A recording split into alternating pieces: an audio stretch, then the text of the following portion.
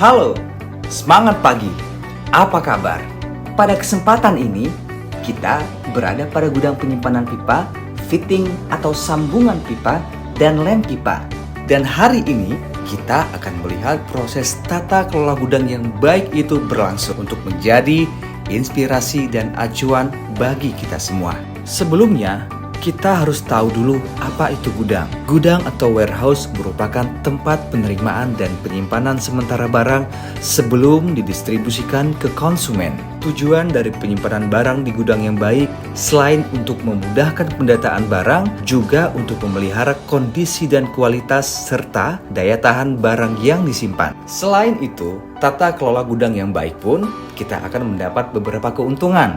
Seperti pertama, meminimalkan atau mengurangi biaya atau kerugian dengan meminimalkan resiko kehilangan barang, mengontrol produk atau barang yang rusak, serta meminimalkan biaya proses yang bisa ditekan. Kedua, dapat meningkatkan keuntungan dengan meningkatkan waktu pengiriman untuk loyalitas konsumen, memberikan nilai tambah berupa peningkatan service level bagi konsumen, dan mengoptimalkan penggunaan gudang atau warehouse. Salah satu yang perlu diperhatikan dalam pengelolaan gudang adalah memperhatikan layout gudang. Ada dua kata kunci yang perlu diingat untuk sebuah layout gudang.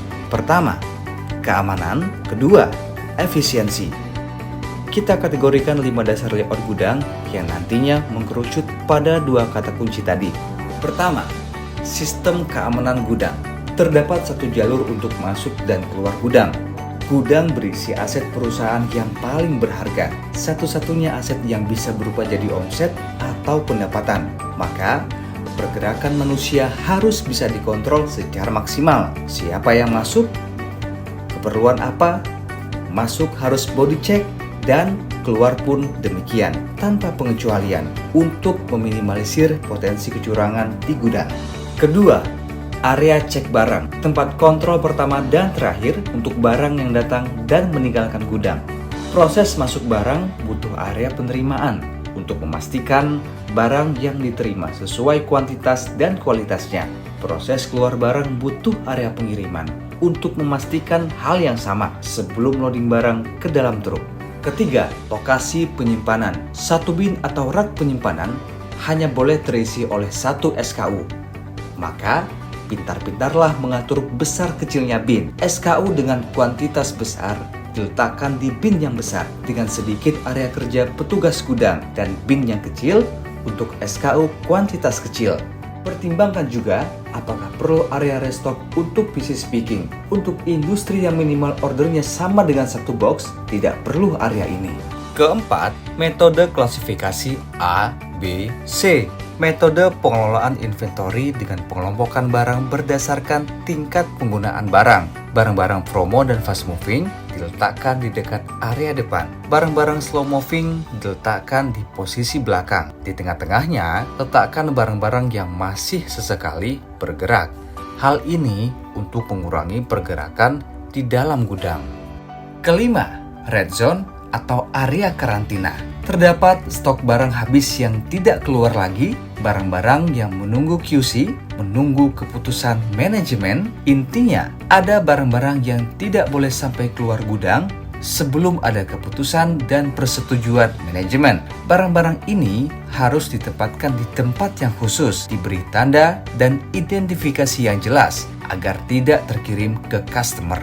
Terakhir, dan yang paling penting, payung dari semua dasar layout gudang adalah unsur safety atau keamanan. Dan ini merupakan pembeda utama antara gudang modern dan gudang tradisional. Minimal harus ada pedestrian atau jalur pejalan gudang. Bentuk pedestrian pun bisa kita lihat dari seberapa modernnya sebuah gudang.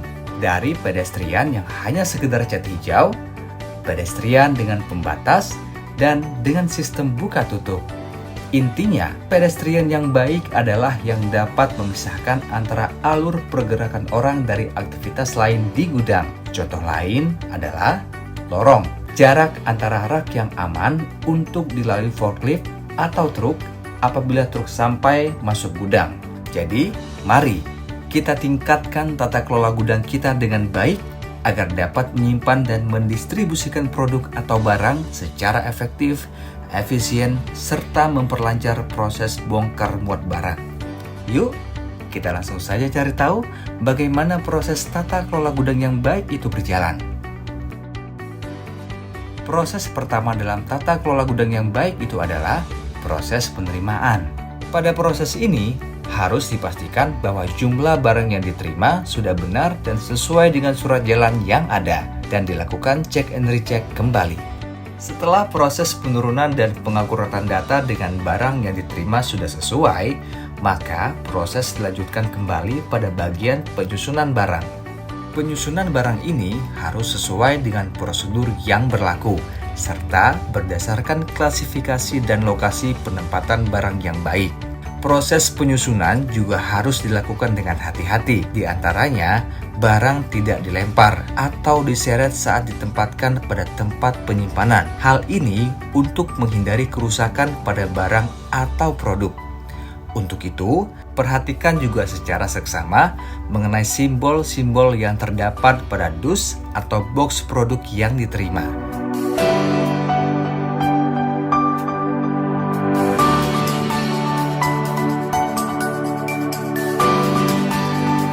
Tadi kita sudah mengikuti bagaimana proses penerimaan dan juga proses penyusunan barang yang baik.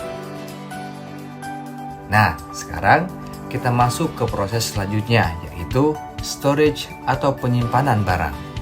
Gudang yang baik itu diantaranya harus memiliki lantai yang keras atau sudah disemen, dan disarankan area yang tertutup, khususnya untuk penyimpanan produk fitting dan lem.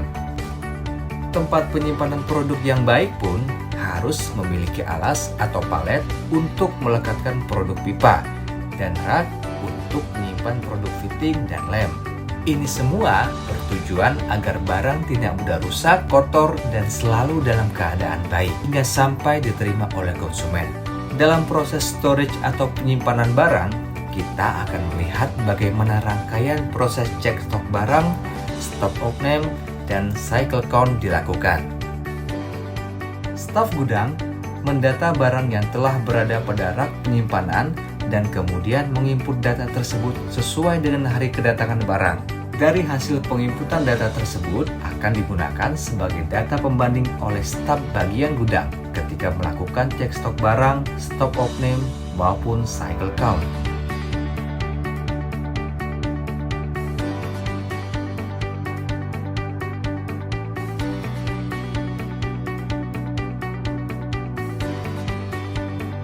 Akhirnya, kita sampai pada proses tahap akhir dari tata kelola gudang yang baik, yaitu proses loading dan delivery. Pada proses ini, staf gudang akan merekap dan menyiapkan barang atau produk yang akan dikirim sesuai dengan data pemesanan dan jadwal pengiriman, membuatkan surat jalan, lalu membawa barang ke area loading. Selain proses loading dan delivery, ada juga satu proses yang tidak kalah pentingnya, yaitu safety distribusi. Maksudnya adalah kendaraan atau truk yang digunakan sebagai sarana pengiriman harus sesuai prosedur layak jalan. Oleh karena itu, diperlukan serangkaian proses pengecekan sebelum berangkat dan mengirimkan barang ke tempat tujuan. Misalnya, pengecekan standar kelayakan kendaraan atau truk dari kondisi ban, rem, dan lain-lain. Kemudian, untuk barang yang sudah siap kirim, dilakukan pengecekan kembali dari surat jalan dengan kesesuaian barang dan jumlahnya. Hal ini bertujuan untuk memastikan barang yang akan di-loading dan dikirim telah sesuai dengan pesanan. Setelah dilakukan pengecekan dan tidak ditemukan perbedaan antara surat jalan dengan kesesuaian barang, maka proses berlanjut ke tahap loading barang ke truk pengiriman. Setelah selesai, maka barang siap dikirimkan ke masing-masing tujuan pengiriman.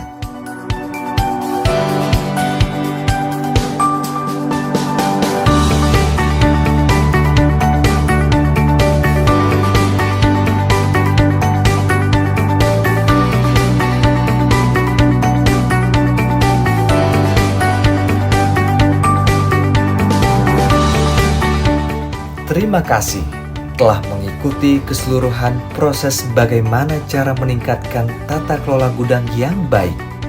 Ayo, mari kita bersama tingkatkan pengelolaan gudang yang baik sehingga menjadi lebih aman, efektif, dan efisien. Sampai jumpa dan sukses untuk kita semua.